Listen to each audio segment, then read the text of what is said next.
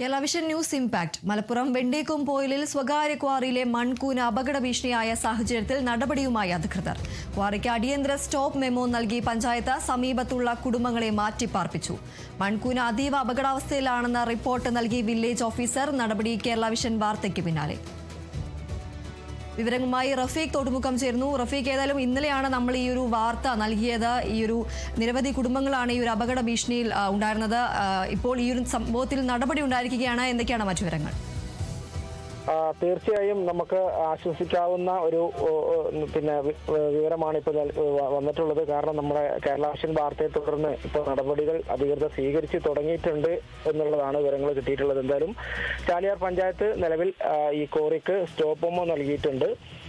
Kerala vision വാർത്തയെ തുടർന്നായിരുന്നു പുള്ളിപ്പാട് village officer അനീസയും അതുപോലെ ചാലിയാർ പഞ്ചായത്ത് അധികൃതരും സ്ഥലത്തെത്തുകയും നേരിട്ട് സ്ഥലം സന്ദർശിക്കുകയും ചെയ്തിരുന്നു. അതിന്റെ ഭാഗമായിട്ട് ഇപ്പോൾ സ്റ്റോപ്പ് മെമ്മോ നൽകുകയും അതുപോലെ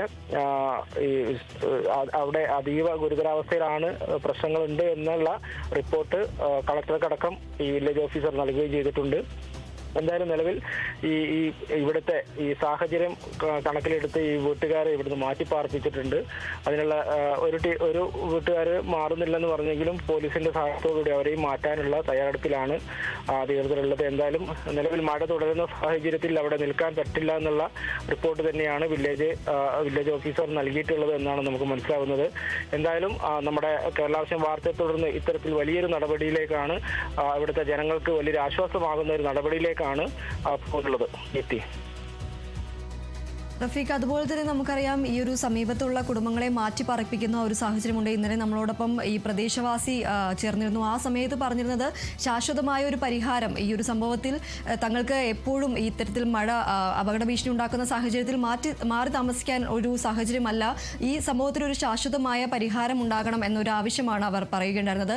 ഈ ഒരു വിഷയത്തിൽ അധികൃതരുടെ ഭാഗത്തു നിന്നും ഒരു ശുഭപ്രതീക്ഷ അല്ലെങ്കിൽ നല്ലൊരു നടപടി സ്വീകരിക്കുമെന്ന് നമുക്ക് പ്രതീക്ഷിക്കാമോ?